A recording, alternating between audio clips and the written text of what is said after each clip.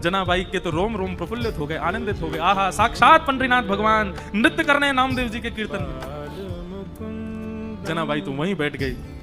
अब तो तुकाराम जी के, नामदेव जी के पिताजी ने सबको बोला ये लाली यहीं रहेगी हमारे घर पर, और यहीं इसका खान पान, कोई इसको कुछ नहीं बोलेगा, ये जैसे चाहे वैसे रह सकती है। जनाबाई छोटी सी हैं, पूरे दिन केवल उनको एक ही प्रतीक्षा रहती थी, कब कीर्तन हो, कब विठल आएंगे, मैं उनका दर्शन करूंगी। और किसी को दर्शन नहीं होते, जनाबाई को होते थे। नामदेव जी कीर्तन करते और जैसे ही विठल आते जनाबाई उछलने लग जाती। अब विठोबा आ गए, विठोबा आ गए। सब जनाबाई को देखते, छोटी बालिका है ऐसा सोच करके अनसुना कर देते, लेकिन उनको तो प्रत्यक्ष दिखते थे ठाकुर जी। सब लोग दर्शन करने के लिए जाते थे, जनाबाई को कहते थे तुम चलो साथ में। जनाबाई कहती मुझे मंदिर जाने की जरूरत नहीं है। क्यों? बोले शाम को कीर्तन होता है ना, विठल यहीं आते हैं, मैं यहीं देख लेती हूँ उनको। ऐसे करते करते जनाबाई का प्रेम और एक जैसे मित्रता संबंध हो गया श्री ठाकुर जी के साथ।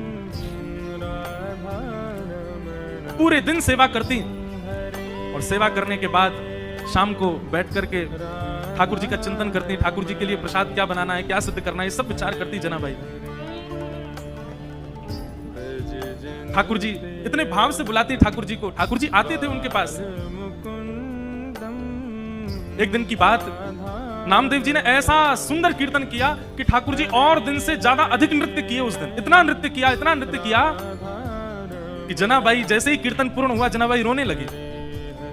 कोने में बैठे बैठी रो रही थी। सब लोग सोचने लगे क्या हो गया, पता नहीं छोटी सी बालिका रो रही है। नामदेव जी के पिताजी ने जाकर के कहा, बोले हे जनाबाई तुम रो क्यों रही हो? जनाबाई कहती हैं आज कीर्तन इतना सुंदर हुआ। बोले सुंदर कीर्तन में रोया जाता है? बोले नहीं, मैं इसलिए नहीं रो रही, आज कीर्तन इतना सुंदर हुआ कि पंडरीनाथ आए, विठोबा आए और इतना नृत्य किया। मुझे तो मन में पीड़ा हो रही है। वो पूरे दिन खड़े रहते हैं, इतना नृत्य करके गए, कहीं उनके पांव दर्द तो नहीं कर रहे होंगे, कोई उनके पांव दबा रहा होगा कि नहीं? मुझे तो उस बात की बड़ी पीड़ा होती है। आप नामदेव जी से कह देना वो इतना ज्यादा अच्छा कीर्तन ना किया करें, सामान्य कीर्तन किया करें। वो अच्छा कीर्तन करते हैं तो श्री ठाकुर जी उसमें बहुत नाचते हैं, उनको कहीं पीड़ा ना होती हो चरणों में।